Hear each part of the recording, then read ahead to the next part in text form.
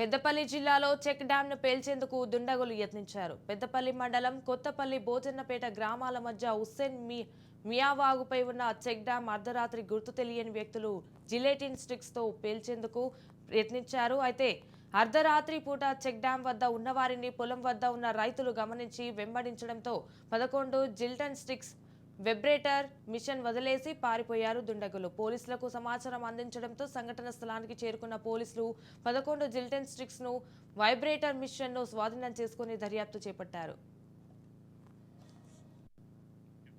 పెద్దపల్లి జిల్లాలో check dam ను పేల్చేందుకు దుండగులు యత్నించారు. పెద్దపల్లి మండలం కొత్తపల్లి భోజన్నపేట గ్రామాల మధ్య హుస్సేన్ మియా వాగుపై ఉన్న చెక్ డ్యాం అర్ధరాత్రి గుర్తు తెలియని వ్యక్తులు జిలెటిన్ స్టిక్స్ తో పేల్చేందుకు ప్రయత్నించారు. అర్ధరాత్రి పూట చెక్ డ్యాం వద్ద ఉన్నవారిని పొలం వద్ద ఉన్న రైతులు గమనించి వెంబడించడంతో 11 జిల్టెన్ స్టిక్స్ వైబ్రేటర్ మిషన్ ను వదిలేసి పారిపోయారు దుండగులు. రైట్గా దీనిపై పూర్తి సమాచారం మా ప్రతినిధి ఫణిరాజు అందిస్తారు. ఫణిరాజ్, చెప్పండి, దీనికి సంబంధించిన అప్డేట్స్ ఏంటి?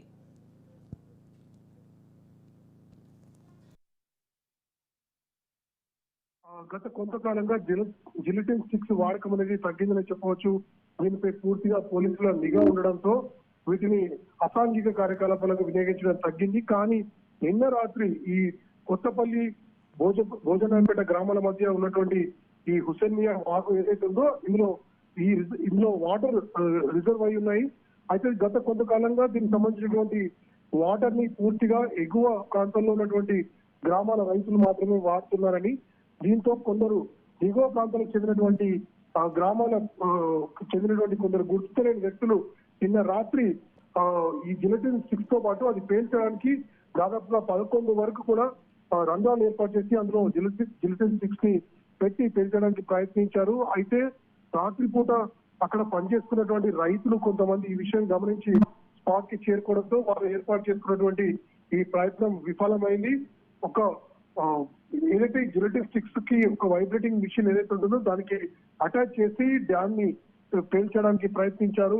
దీంతో ఈ వాటర్ మొత్తం కూడా కింది ప్రాంతాలకు ప్రవహిస్తుందని, దీని ద్వారా తమకు కూడా నీరు అందుతుందని వారు ఆశించారు.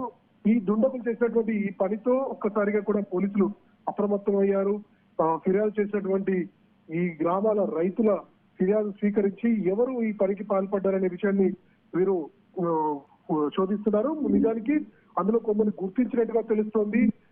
అక్కడ ఈ అర్ధరాత్రి సమయం అయినప్పటికీ కూడా వారి కదలికలు గుర్తించినటువంటి రైతులు, అలాగే రైతు కూలీలు వారికి సంబంధించినటువంటి వివరాలని పోలీసులకు అందజేసినట్టుగా తెలుస్తోంది. నిజానికి ఇలాంటి కార్యక్రమాలకు, అంటే ఇటువంటి జిలెటిన్ స్టిక్స్ లాంటి వాటిని పేల్చి ఇలాంటి కార్యక్రమాలకు పాల్పడితే తీవ్రమైనటువంటి శిక్ష పడే అవకాశం ఉంది.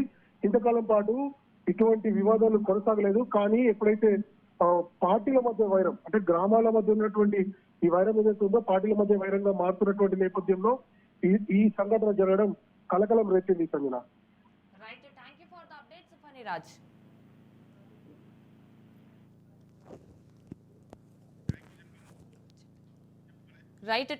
The updates Phaniraj.